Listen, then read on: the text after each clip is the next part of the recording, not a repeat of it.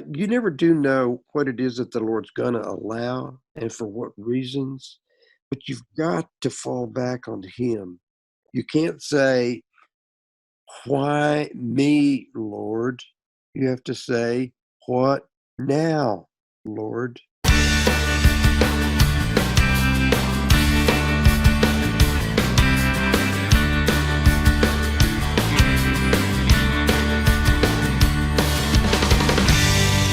Welcome to the premiere edition of the Christian Music Archive podcast. I'm your host, Dave Maurer. And if you have followed Christian music for any time, you will probably recognize the name Bob Farrell. Bob is one half of the husband and wife duo Farrell and Farrell, who for 20 years in the 70s and 80s helped define the way Christian music sounded. But astute credit readers will probably recognize Bob's name as a songwriter. He's penned songs for a huge list of artists, everybody from Sandi Patty and DeGarmo Key to Wynonna and Eric Clapton. He's also written oratorios that have been sung in churches around the world, as well as collaborated with Eddie DeGarmo to write the popular I Hero rock opera from 2003. But for me, this was a fun interview because the very first record I ever owned was Farrell and Farrell's album, Let the Whole World Know. So it was fun for me to sit down with Bob and chat a little bit about his music, about his career, and how his relationship with Jesus has shaped the whole thing. So let's jump into our conversation. Well, Bob, I'd like to thank you for joining me and for being willing to take some time out of your busy schedule. I know you've got that big project that you're working on construction. Right now I'm being construction, Bob. Yeah. And that's not normal. But I have done it before, but I'm in the middle of renovating a basement into a rental space for kind of a vacation rental. So Where did your interest in music start, and how did you get started making music and writing songs? I had cover bands from the time I was in junior high in Dallas, Texas. That was all fun because that was all car songs and beach songs in the 60s, right? Right. And so mid 60s, and then here came the Beatles in 62 or 4 or 3 or 4, whenever it was, on Ed Sullivan, and blew everybody's gourd. And it really literally shifted the paradigm for me because I played trumpet in stage band and concert band in junior high, and but I'd never played guitar. But once I started with this little cover band in Dallas, and playing house concerts for people's birthday parties and stuff, I knew that I loved it. And so it was a natural progression. And then the guitar player, as much as I bugged him, he started showing me some chords. So everything I did was pretty much self-taught. But what really aided me along was Paul McCartney, because I just started aping every bass line. I had a little 6-string classic, Greco classic guitar gut string. Okay. And I taught myself enough to go find some bass lines that McCartney had written. So I was copying Paulie. And then along the way, the British invasion, it switched our repertoire in our little band that was in Dallas called Styx. And then I moved back to my hometown of Lubbock, Texas, when I was a junior. And I kind of brought with me my love for all that music thing. I met Jane, my wife of 50 plus years now, Yeah. in high school, in senior year in Lubbock, Texas. And we have been kind of ships passing in the night because we had both been moved in and out of Lubbock. I moved out when she moved back, and she moved back when all that. Yeah. Spring semester of senior year at Lubbock. My band was doing the senior assembly, so I was on deck to do 3 songs. When Jane showed back up in town, everybody said, "Oh, well, she's got to sing. She's got to be in the assembly," because she'd been there before and sung in the sophomore assembly. I said, "Well, I don't know who this person is, and so I don't back up chick singers, But I had a band that didn't have a name too, so that's how long, my band could boast that we don't back up chick singers, but we didn't have a name, so there was that. So anyway, until I met her, and then I met her, and it was like, "What song are we gonna do with you?" So we started singing that next fall in my band. Jane gave us a name. She named the band DOA. And DOA played fraternity dances in Lubbock at Texas Tech University and sorority functions and high school proms and all that. And I did that for a couple of years while I was going to college, and I was making really good bank. But I was just doing Steppenwolf and Beatles and all that cover band kind of world. But I was real popular in West Texas. We were a well-known band for a while there. Yeah. But I always dreamed kind of doing more with it. So fast forward to 1969, Jane and I get married, and we moved to Houston. And I actually got out of music there for a bit because, I just thought married man, and I was ready to do something else with the music besides what I had done. And I moved to Houston and went to night school and got a full-time job during the day. And it just so happened that 2 years into the marriage, we were about ready to call it quits. Oh. And it was going badly. And Jane got born again. We had just been pulling apart. We Right. had been separating, over a period of a couple of years, and had gotten to a break point. And she went to this crusade service in downtown Houston at a church, and First Baptist Church, in fact, and came home that Sunday and said, "Bobby, I'm going to live for Jesus." Oh, wow. And I said, "Jane, I'm going to live in Dallas." Oh, and that was your response. Yeah. So I left and went to Dallas with my buddy. In fact, he was the drummer from my old band in Dallas, and he had just gotten home from Vietnam. And so he was going through those withdrawals. Yeah. And it was a weird time, but I stayed in Dallas for about 3 months of that spring of 71. And Jane was a new Christian, and I wasn't communicating with her. We were in Houston and Dallas, and we were 300 miles apart. And I just felt like I needed to go home and try to make the marriage work. So I got home in late February. Just with a week later, I was probably about ready to jet again. I was as miserable as I could be.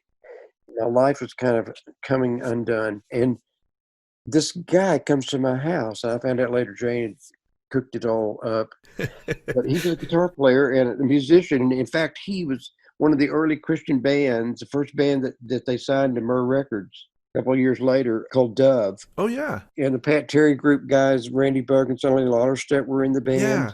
At that time, they were in Dove. And Bill came to my house, and he came toting his album under his arm and his guitar in his other arm.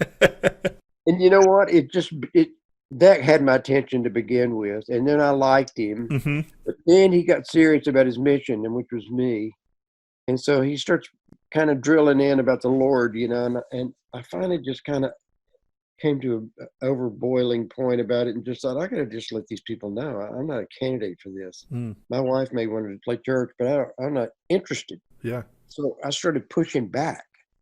And when I pushed back, he didn't argue with me. He just kind of said, well, I guess that's a legit question, because I would want to talk about Bible contradictions, or Christianity religion should be personal, and this is not personal the way you're doing it and all that.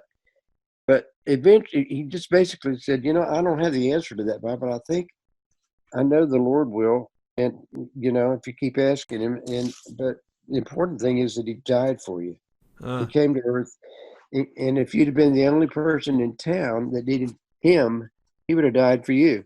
And you know what? It just began to make sense to me. And so the subterfuge, the smoke screen that I'd been creating and talking to him, it just kind of, it all fell apart. So was this all in one night, or was this over a period of time? That was all in one afternoon. Wow. He showed up at the house about 1 o'clock or so. And I'd say by maybe 3 o'clock or so, I was really warming up to the gospel. And so I finally just told him I'm game. I'll try this. I want to try this. And it literally changed my life. So I prayed a prayer with him that did, he had tears and I didn't. It was kind of matter of fact for me. But for him, it was kind of, this is cool. Lord is doing something here. And I'm going to tell you something. A week later, so Jane rejoiced, her friends rejoiced, everybody was happy for Bob. And then a week later, I'm going to Dallas with my brother, who's his big brother, 6 years older. And I want to tell John what happened to me, and it gets stuck in my throat. I can't get the words out of my mouth. And so later that day, I run into my old buddy, my Vietnam buddy, and we start drinking a little, and then we start smoking a little, and the next thing I know, I'm just completely reprobate Bob. And I get home the next day, and Jane, of course, she knows something's up, and so I spilled the beans. I said, I screwed up big time. And a friend of hers who knew about this much more Bible than I did, Dave, she got in front of me and told me the story of the king who used the things of the Lord's table, and then the Lord took him that night. Right. The handwriting on the handwriting on the wall, guy, that king. Yeah. And when she snapped her finger in my face and said, "God took him just like that," and I'm like, I don't want to be taken like that. So I had a real, true come back to the Lord experience just a weekend to my salvation. Wow. And that night, that afternoon, I went down to St. Thomas University. It was about a block down from us, and there was a Martin Luther King obelisk memorial in a little plaza. It was real peaceful. It was real, the solitude level was high, and I went down there and I wrote my first song ever. Oh, really? My first song ever, and it was about that very experience. And it was called "Restored."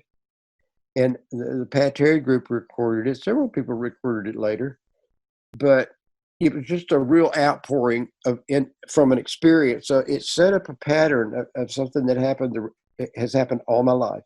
My whole writing career has been a personal experience filtered through the Word of God and with my own language. And sometimes I include scripture in my songwriting because it makes it so much stronger and it lasts so much longer, because the word is eternal. So if I can borrow the words of Paul and James and Jesus and John and all, it's that much stronger and it stays around that much longer because it's got the word of God in it. So you and Jane had done some cover band stuff around town. How does Farrell and Farrell as a band officially get started? We started singing at home. And we actually learned a song from Jesus Christ Superstar because I liked that rock opera. And we learned a Bill Gaither song called "He Touched Me" that I didn't even know who Bill Gaither was, but right. I knew about that song. I rewrote some commercials like the Dr. Pepper jingle and used them as "My sweet Jesus, so misunderstood. If anyone would try him, they'd know you're so good." I would take jingles and do stuff with them. Yeah. So we didn't have much repertoire, but we were just goofing around at home. That big crusade effort that had gone on for Jane when she got born again in January of 71 was at a big downtown church, and they started doing follow-up Bible studies because it was during the Jesus movement of the 70s, and so many people were born again in Houston through that crusade, me and Jane included. They started having follow-up Bible studies for all those kids, those new believers. And they were junior high and high school and college. I mean, they were just kind of all over the place there, age-wise. But they would have these things in backyards. And I got a call from somebody that said, I got your name from Bill Landers, and Bill's the guy that led me to the Lord that was in the group, and Dove. And I said, really? Yeah, I met him during the crusade that was here at the church, and I called him, and he told me I should call you because you guys could come sing at our thing. And I went, huh? What are you talking about? Who's going to come sing? I said, I don't know. I mean, Bill said y'all would be able to pull it off. And I went, Bill's so full of it. We put together, cobbled together 2 or 3 songs, maybe a sing-along, Yeah. River of life flowing out of me, those kind of songs. Yeah. And pulled together enough that we got over to that thing and we did I Don't Know How to Love Him from Jesus Christ Superstar, and we sang our little set for about 15 minutes, and then we sat down. Okay, the next week the phone started ringing, and it didn't quit ringing for years. Wow. That's the Farrell and Farrell story. Wow. Literally. And so, I mean, the word got out, and there wasn't very much of that contemporary kind of stuff. Yeah. And there was a guy in Nashville that ended up signing us, and was that Paragon? It was Bob McKenzie at New Pax Records. Oh, New Pax, right. And he was, at the time, he was Bill Gaither's manager, and I think Bob was looking for a contemporary Bill and Gloria. Okay. We really weren't, but I think he thought we were. You're a husband and wife, so obviously. yeah, it was kind of that vibe. But but I learned a lot from Mac, and I loved him. And sometimes I wanted to beat him to death, but overall, he helped us, and he did get us in front of people in a different way because he got us on the radio. Because the first single was off of the Farrell and Farrell record was Earthmaker, and it went to #1. Yeah. So our first single was the #1 song on Christian radio. Wow. So that felt good. Yeah.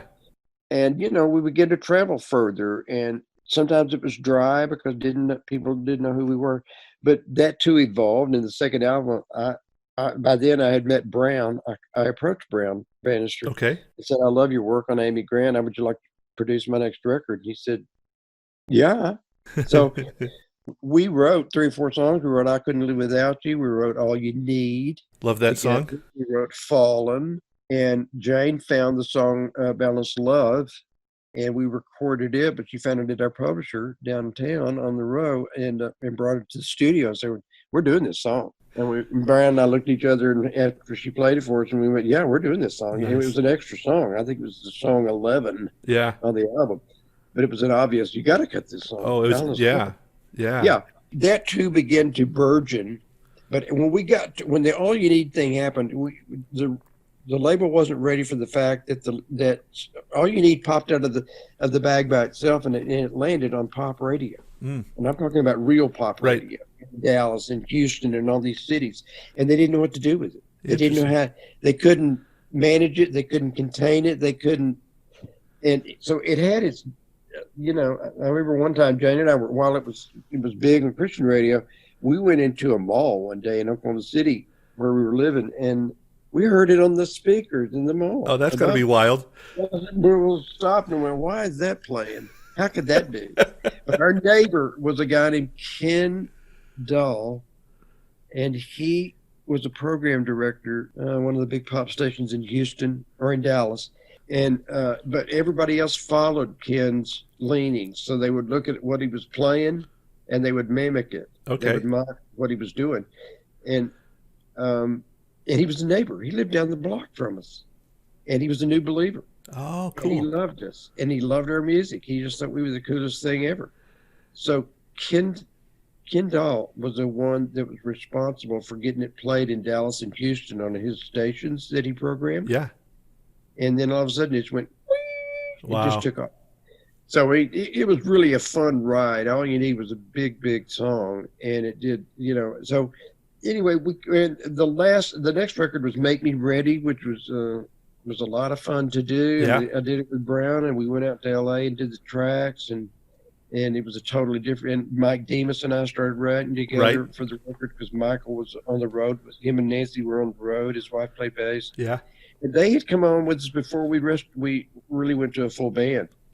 So we had just Mike and Nancy on bass and guitar and guitars and keyboards. He played keyboards too, and me on acoustic. And then we kind of used some tracks to fill up, some of fill up the sound, the band thing. But then when it came around a little bit later, and we got ready to do a live record, he brought in some buddies from Amarillo, Texas, and they became the new Farrell and Farrell band. That's the album that I got my eye teeth on for you guys. I actually won it on a radio station. And Let the Whole World Know? Let the Whole World Know live. Yep. And I played that on my record. Dude, I can't even tell you what a blast that was to do. We had a hoot. I mean, it was 3,500 people in Civic Center in Oklahoma City.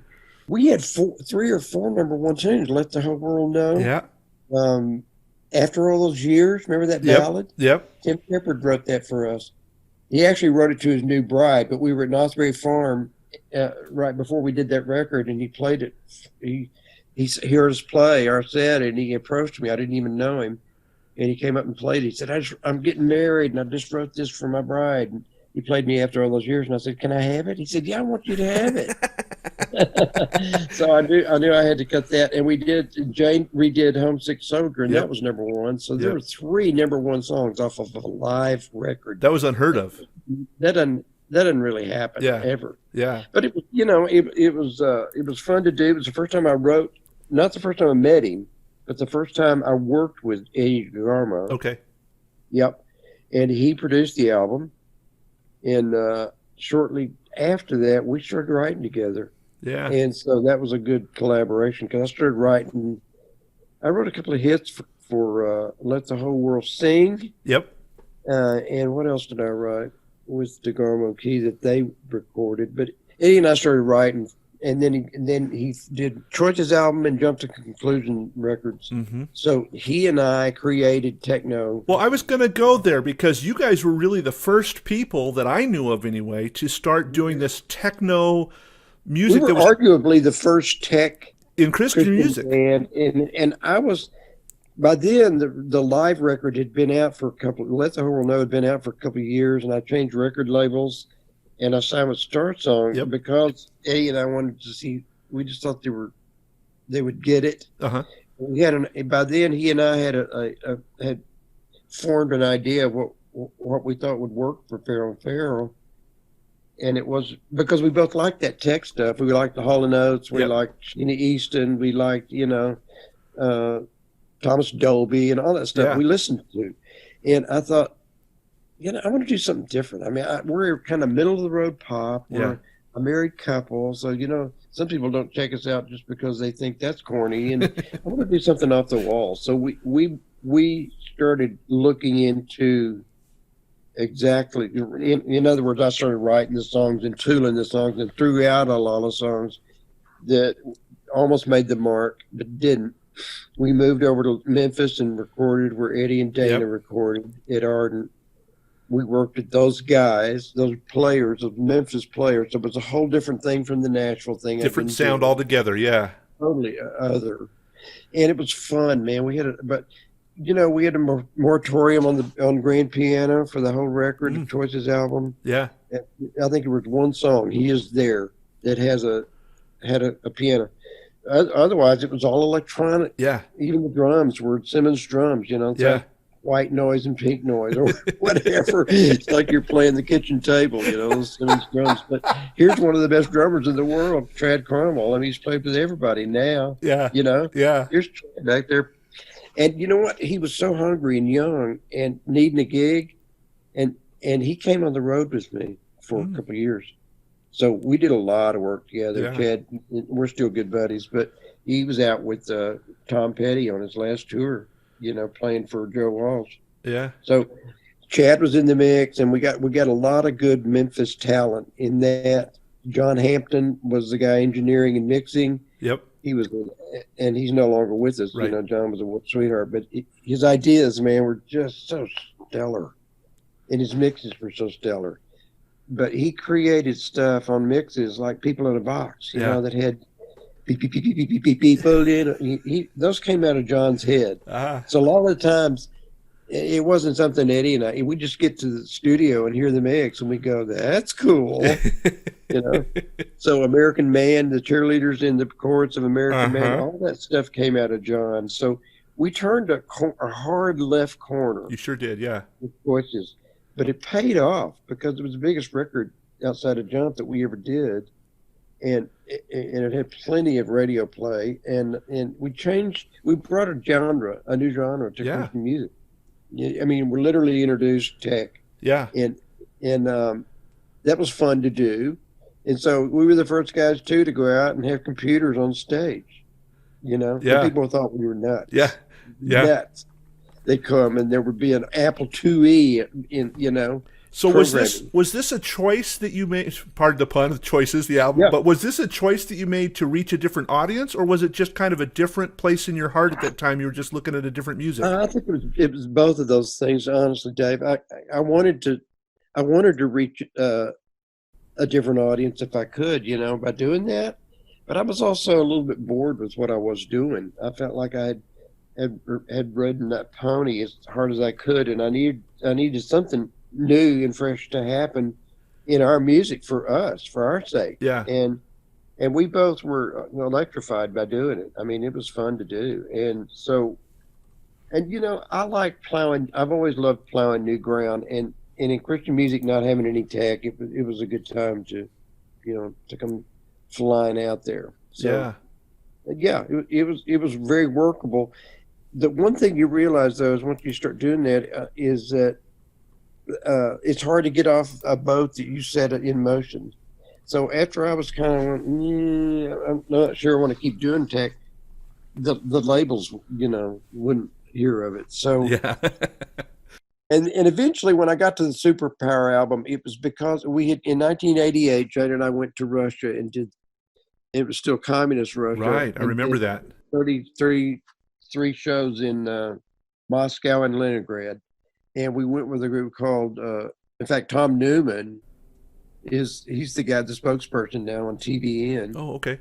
Yeah, Tom Newman, and Tom had a group called Toymaker's Dream. It was a dramatic presentation. I remember that. Yeah.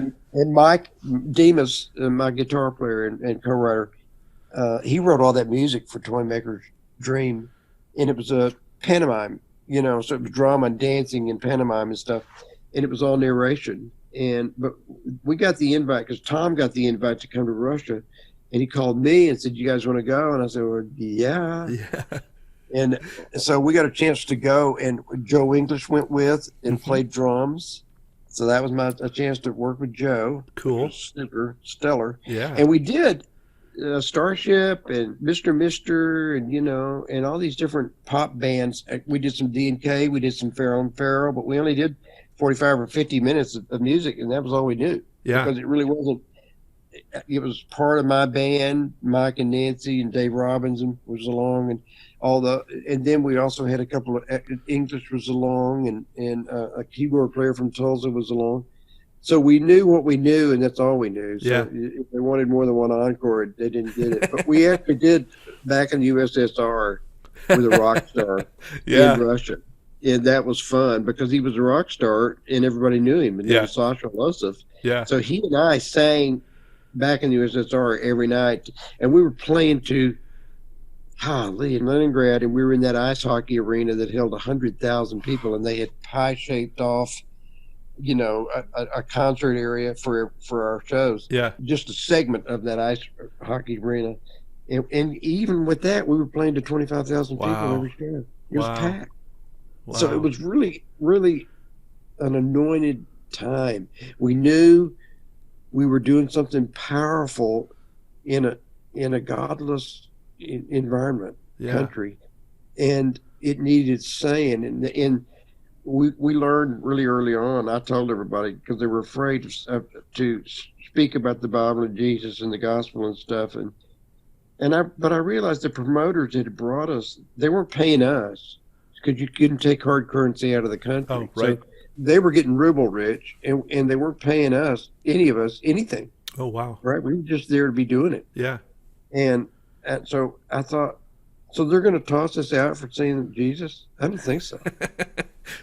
I think we should just say what we want to say. Yeah. So Tom started getting brave at the end and giving not an altar call, but an invitation for people to pray with him. So it was an amazing move of God. And, just less than a year later, the wall came down. Yeah. So, I mean, we were there on the cusp of when they were just about to break loose. And that's incredible. After that tour, and we came home, and we try to tell people how excited you were about it in America, and they would yawn. Yeah. You just realized, I don't know, it felt like to Jane and I that what we were doing had run a circuit, and we needed a big life change. So not long after that, after the Superpower album, which we were working on when we went to Russia. Okay. In fact, we left the studio to get on the plane and got home and finished the album, put it out, and started touring it. And, it all felt like, it felt like we were just doing Christian entertainment, and it didn't feel like cutting edge anything. And I think Jane and I were just ready we were primed for a change. And so we got off the road in 91 or so, and I just started writing. And for everybody else, for the first time in my career, really, I was able to let every song go. Yeah. Because I wasn't sitting on songs for Farrell and Farrell, because I wrote all of the material for Farrell and Farrell with myself or with other Demas or DeGarmo or somebody. They felt good to just be letting songs go and to be writing particular stuff. And I got on a tear, man. I wrote Hero, I wrote Le Voyage, I wrote Savior, all in a 4 or 5 year period in the mid 90s. And then I went back on the road with DeGarmo. We toured Hero, and that was a big success. And and a lot of fun. I mean, Hero Tour was one of the most fun things I ever did in my whole life. Oh, wow. And if people have never seen it, they should go on YouTube and look at Yeah. the rock opera and watch all of it. It's all on there. And something's probably going to happen with Hero again because there's some people really pumped about this stream. So, at the point at which we did the rock opera, there was no streaming video on Netflix, Right. and now they're hungry for content. Yeah. And they need good content. Right. So I have a feeling that Hero, the movie, will get made, and we'll still be involved with it. So, life goes on. But I'm not much of I don't believe much. I think retirement is overrated. And so I think as long as you're here, you're supposed to be doing something and stay active as you can. You had two stories in your book, but the thing that caught me on it was you went through two really, really dark times, at least that you talked about in your book, the bankruptcy and the depression that came after that, and then also the flood in 2010. And those are both really tough times for you. And you talk in the book about how important it is to have a circle of friends around you for not only the bad times, but the good times. Talk a little bit more about what that means when you say that. There's a reason people love buddy movies like Frodo and Sam, Uh-huh. There's a reason for that because we're not meant to go down that road alone. And obviously, if we go down that road with Jesus, we're not alone. We may be by ourselves, but we're not alone. Right. That road is meant to be shared. And that's what the book is about, because people get stuck on the road of life. And so I thought, well, I've been stuck and I got out of it. And I want to tell people how I got out of it and why it got so crappy out there on the road. And what I did that got me screwed up and off in the ditch, and how I got back on the road and how I've continued going forward, because it's about forward motion. But one of the things after the bankruptcy, which I brought on myself, and I talk about it in the book, you go find it on, you can go find it on Amazon, is that it's so damaging, and it's like seared nerve endings or something, you start losing all your sensibilities, and you forget that friends are there for not just, as you said, not just for those good times and having a laugh and having a lunch and a coffee, but the bad times when you don't feel like talking to them, you want to say kiss off. And what you really need is for them to make you accountable, to keep you accountable. What you really need is for them to get in your face, and help you take down the black crepe that you've hung all over your life and your house and your car and get back to honesty and accountability. And so I found out that after I had allowed myself to get in such a funk after the bankruptcy, and I talk about how that happens. I mean, because you just kind of beat yourself up for doing some stupid things that you bring on yourself. Yeah. I mean, I didn't have to get myself in the predicament I did, but I did, and it cost me big time. But God intended for me to get up and go on and move on. And I had to learn that. And so, but when I did, I realized that I had not only cut my wife out of certain areas of my life, but I'd also cut off my friends that were there and never had gone anywhere, but I just quit checking in. And I kind of made it compulsory that they stay away from me, because I was toxic. So that wasn't healthy. And I think it's a really, really strong, important thing for you to pick good friends.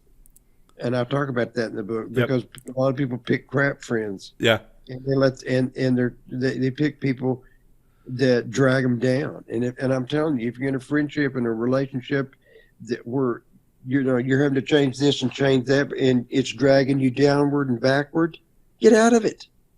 I mean, just jettison away. Yeah. It's not like, let me see if I can, slope down on this thing. No, just cut it off. And I mean, cut it off. Yeah. Because it's unhealthy, and unhealthy relationships are really damaging. So your friends that were around you during these dark times, they weren't people that you said, okay, I'm just having a really lousy day, I need to go find a friend to pick me up. You had fostered those relationships before, so that when you were down, they were there. It's not something you had to create when you were down, right? Right. I did have good friends, and I wasn't, but I was kind of sulking. I had a sulk corner, and it was easy for me to retreat into into my own little cocoon. In fact, the title of the book that you've got, "I Will Be," is the song that talks about that very thing of the damage that you do when you crawl inside yourself. And that's why I picked that song to expand the lyric and talk about these ideas that are in the book. Yeah. Because they're helpful, because they put a positive spin, because Jesus has a bigger plan. It's not that he's not there when you screw up and you fall down and you flatten your face into the ground and you eat dirt, and he's there to get you up. Yeah. Over and again. But he's going to move you forward, and he's going to teach you some stuff some of it might be painful. But friends, good ones, are the ones that are not afraid to tell you that, and you're not afraid to say, yeah, you're right. And I'm thinking wrong. I'm thinking wrong-headed here.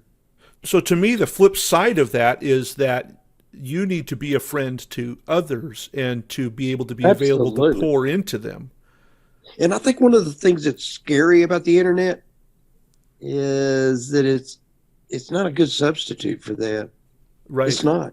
I mean, you can text your tail off, and that doesn't mean jack diddly, honest, because it will not replace having coffee or having lunch or whatever with your bud that you need to do on a regular basis. And you need to make the effort to keep those relationships flowing and good, and on occasion there'll be something collaborative going on. It might be somebody like DeGarmo and I just, a phone call, but it might be, going down to his lake place, and going skiing out there or something. I mean, it's just good to oil those relationships, because they'll stay good and they'll stay effervescent and they'll stay fresh and they'll refresh your life because of that.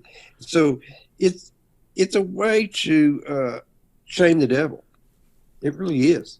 And people don't realize that it's as important as anything in life is to have a little buddy system. It doesn't have to be huge. Yeah. You don't need 5,000 friends on Facebook. You just need 5 or 6 or 8, 10 people that you go, man, I can call this guy when I'm just feeling crud. And what I heard you say is that you talked about the greasing the wheels piece. This is pre-praying for those times. It's not just assuming they'll be there when it's done. Yeah, but I think it's the incredible thing about how that works is that today you're down and they're up, and tomorrow they're going to be down and you're going to be up, or you're both going to be down. And you're going to have to look at each other and say, "This is bad. Let's don't do this." So, it's all the dynamics that relationships are supposed to be. But I just think friends are super important. You shouldn't shut them out just because you're having bad times. You need to because I found out how helpful they were, especially when I came back to letting down my guard a little bit and saying, yeah, I need help. I'm not in a good place. I'm in a bad place. Yeah. And so that'll help you come out of it. So talk a little bit about how these friends came alongside of you in 2010 when you experienced a slight rainstorm.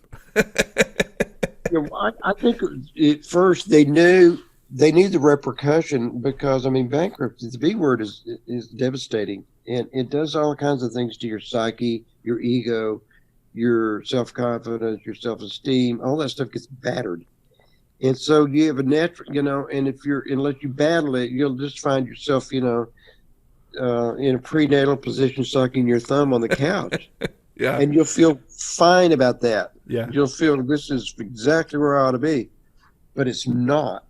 And that in itself is damaging. But it's easy when that's, you just don't take the phone calls. You just don't go make the lunch that you normally go to with whoever it is. You just find ways to keep your guard up and fend off stuff like Wonder Woman knocking bullets, bam, bam, bam. That didn't mean that everybody gave up, but eventually some of those people will give up. They'll just think, well, I don't know what Farrell's going through, but that's weird. So I had to kind of let them in and let them know that I was letting them in, and let them know that I had kind of, tripped off the path there and indulged myself, because I felt like it was self-indulgent. I really did. After I got past it, that I had created some of my own miasma around myself because I had been so self-indulgent about it. Yeah. Because you want to kick yourself. You want to kick your own tail when you do that, and you jeopardize, your relationship with your wife and your family because you let them down. It's their life too, and when you take the rug out from under people financially, I mean, it's a wrecker ball. It's an absolute wrecker ball. Yeah. It's going to crash through all the walls. And it's going to keep crashing and reverberating. So we came out of that. We got healthy again, and then my career started catching on again. And in fact, "I Will Be" was a big song for Wynonna, and it was a big ad on Humira, on television ad for a couple of years, and so that was a winner. And then all started coming, and then here came the Hero Tour. So I came back from all that. And I moved into that flood house in 2008, and that was after we had spent 10 years in a condo, 8 years in a condo after the bankruptcy, just rebuilding. We didn't own anything. Yeah. We had to sell the house, the dream house on the hill in Nashville, and to keep from losing it because things were bad. And I talk about how it happened. Yeah. It was just a bad decision. It was something I shouldn't have trusted the guy, and I did, and it blew up in my face. But even so, I came back from that, and I had successful runs of this and that, and I went back out on the road with DeGarmo, touring Hero, and it was great. It was absolutely great, fun. And it was subsequent to that we found a house and thought, this would be good. This is an older house, and we'll fix it up. And so we bought it, and then we got it like we wanted it. And here came the 1,000-year flood of 2010, and we had 6 feet of water in our house. And you lost everything. Everything. I lost my grand piano. I lost tons of memorabilia. I lost pictures. We lost some of the furniture came through, but what we had to do to it, some of it's in our house now, but for the most part, we lost everything. And so here we were starting over again. 10 years after the bankruptcy, here came the flood. So, and by now I'm 10 years older, so it's like, Lord, I don't know how many more of these I can do. and so I wrote the book When the Rains Fall because it was a great miracle story that happened, Dave. Yeah. And it's worth the read, and it's on Amazon too, When the Rains Fall. Yeah. But it's just and there was a guy named James Bond at Lowe's in Nashville, and I met him, and of course, all the puns in the world. Oh, sure. My construction, supplier was going to be James Bond. But at first he tried to talk Jane and I out of the idea that we had, because I had sold the house, the flood house. I had some contribution. Yeah, I don't know, unless you read the book, you won't know this, but they picked us for, what do they call that thing where they rebuild your house? Was that the Extreme Home Makeover? Yeah. They came to our house and interviewed us and shot an interview at the house, and they were going to do our house. Yeah. And this was in the middle of the summer, about 2 months after the flood, and we were walking them through the house and reenacting it and all that stuff. And they took it back to their producers in LA, and they went nuts over it. And they said, "Yeah, we're going to do this," because people we had hit the paper, that we were Farrell and Farrell, husband and wife in Nashville. Paper ran the thing and interviewed me and blah blah blah blah blah. And it was the oddest thing, but I didn't want to live there. I didn't want to live in that house again. Right. I got the creeps every time I went on the property. And I had to swim out of there. My wife almost didn't make it. Wow. We waited too long to get out of it. Wow. It's amazing that we came through that experience, honestly, Dave. Yeah. And we had to swim out, and God sent, a guardian angel to the door to help us, or we wouldn't have. And so, but when I first time I met with James Bond, I had this idea because I'd piled up money and I got contributions. Amy Grant and some people did a concert and gave $10,000. Pat Terry Group came out together and sang at the thing with Susan Ashton sang. It was a great night, and people they gave me money. The city of Nashville had a fund that came from the concerts Garth Brooks and Faith Hill and all those people did. So, there was money. Yeah. And I sold the flood house as is after we cleaned it up. And I had about $100,000 piled up, and I thought, I can build something, and let's build something with this and see how far, see if we're, having to eat off plywood. So, and that's what we did. And it took us about a year to make all that happen, but we moved in spring of 12.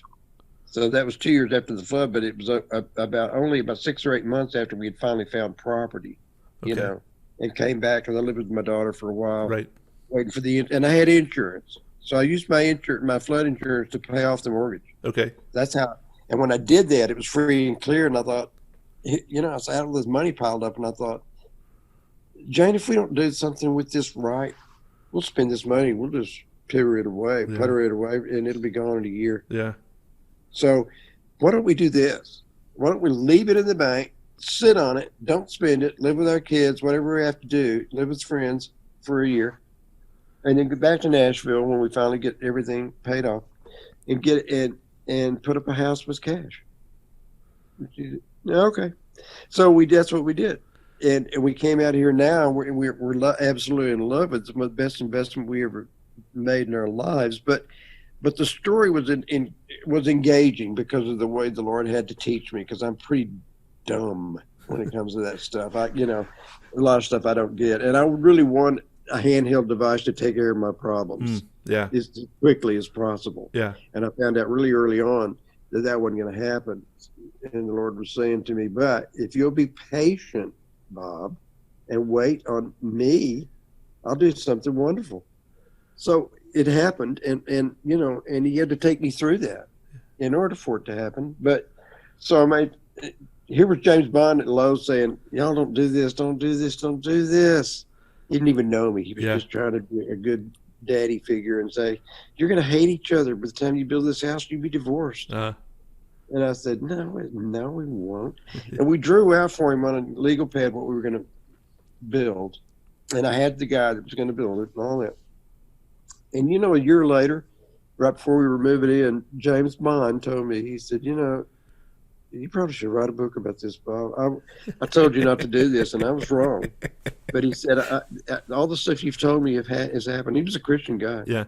And he said, the stuff I've seen happen to you guys is kind of miraculous. And so maybe it would encourage people. Maybe you should do that. So that's when I wrote When the Rains Fall. And it was the first time I'd written anything like that. But I enjoyed the process, And I've written a lot since. But I think that the flood coming along with just more polish, you never do know what it is that the Lord's going to allow and for what reasons. Right. But you've got to fall back on him.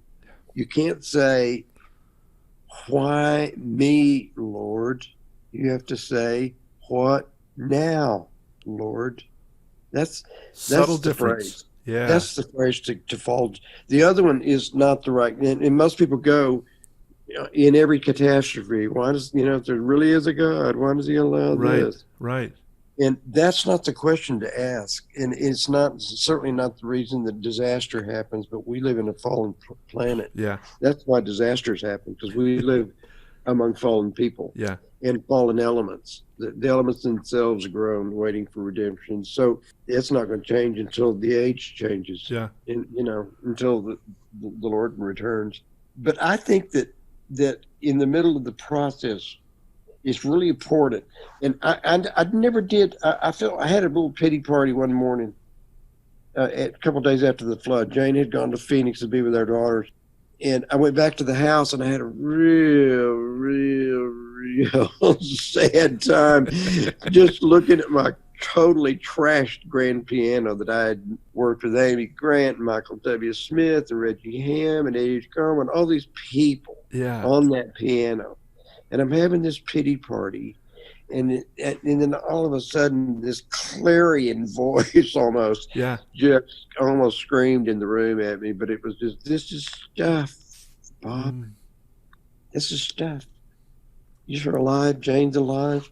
And if you like stuff, I'll give you more stuff. but I gave you all this. You didn't do anything to earn any of this. I gave you this stuff. And I learned something then that was not I won a battle in the war, and I didn't have complete total victory, but I didn't go to that depths of woe is me, right. Poor, pitiful Bob after that. Because I think I filtered and found out that as a human animal, we're totally capable of coming back from all manner of crazy, cruddy, you name it. And we do get up. Yeah. And all this, this too shall pass, because it does. Yeah. So it's important to remind yourself when things are going sideways, when things are wobbling, when things are really dark and bleak, that there's going to be sunshine. Yeah. There is. Yeah. And I've had a couple of pretty catastrophic events. It was a bankruptcy and a flood, a life-changing flood. But, the Lord started giving me good ideas about what to do immediately. It's like, this could happen, and you could do this, and you could do that. And if you'll wait on me, I can do this. And he came through with so many things. Yeah. During that process, from unexpected places, of somebody that would give me, a piano, or somebody that would do, give me what I needed to build the back deck or whatever. It just happened serendipitously, and you never knew. Yeah. What he was going to use. So I learned good stuff out of that process, and now, we're in a totally better place even than we were right before the flood. Isn't it interesting that we serve the master creator who can build a world, an earth, a Milky Way out of nothing just by speaking a word, and yet when we're down and struggling and frustrated, what are you going to do, God? How are you going to do this? Yeah. And I sometimes wonder if God's just not sitting back saying, look around you, see what I've done? Can you imagine what I'm going to do for you? Yeah. If you'll just let me. Yeah, we're the ones that put the constraints on. Yeah. And we do them out of fear. It's fear-based. Yeah. And fear is a big deal in our lives. I talk about it, and I will be, because it's the big bludgeon that the enemy uses on us. Is the stuff that is reactive instead of active. And we have to learn to be proactive in our life, because if we're not, all we're ever going to do through life is react to situations. You call it the survival brain and the front brain, right? Yeah. Yeah. And, you'll just get absolutely kicked all over the block until you learn that and realize that when you're reacting, you're doing stuff out of the back of your brain. And that's not the place where it's the front of the brain where all the hope comes from and where all the answers come from and where God connects with you. Yeah. And there's a way to go from that kind of thought processing, decision making. There's a way to remedy that. And it's gratefulness and worship and praise and thankfulness. Thankful for stuff in your life. Sometimes I get weary because I'm out here. I'm having to maintain this property I bought. Physically out there doing it. And, I don't love weed whacking, but I get out there and do stuff.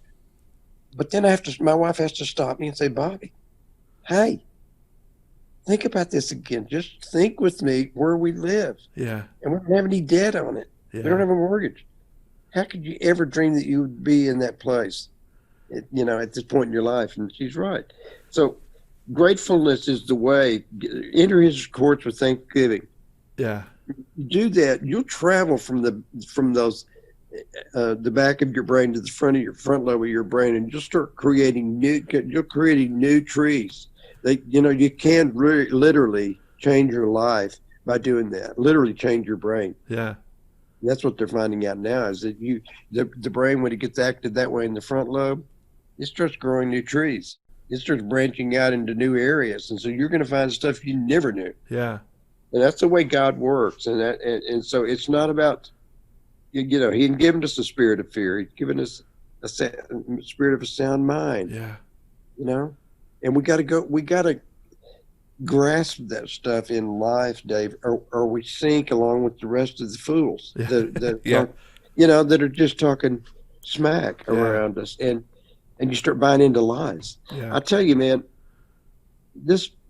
This virus time has been one of the strangest things I've ever experienced, ever in my life. For any of us, I'm sure. Yeah. Yeah. And what it's about, and trying to learn the lessons. But God's got a big megaphone right now, and he's trying to shout some instruction. But I'm actually seeing more people come back to what they once believed during this time, and that might be what it's about. I don't know. It feels like the end times. It feels like what Jesus predicted and Paul talked about, about what life was going to be like, because we've got so many fools that are around us now, so many people that are buying into lies. Yeah. And that's scary, except God's still in control. Amen. Amen. He's still in control. We're not. Yeah. He's got a plan. And and the end game belongs to him. Yeah. And we just got to remember and do the best we can possibly do, which means we got to give him all the credit and ask him to please give us the wisdom to get through this craziness. But quit listening to the voice of fear. Yes. If people can learn how to do that, and start eating from the tree of life, they'll start eating that fruit. It'll transform their life. Yeah. And when you're eating from the knowledge of good and evil, tree of knowledge, dude, that changes from minute to minute. Yeah. And you don't know who to believe. Right. Just believe God. Yep. You believe in Jesus said, you believe in God, believe also in me, because I got the answers. I'm the one. I'll give you the wisdom. I'll get you through this. So I'm a big proponent of, even when I'm clueless, he's not. Yeah. Even when I'm unable, he is able. Amen. That's good news. Yeah. That's good. That's good news is what that is.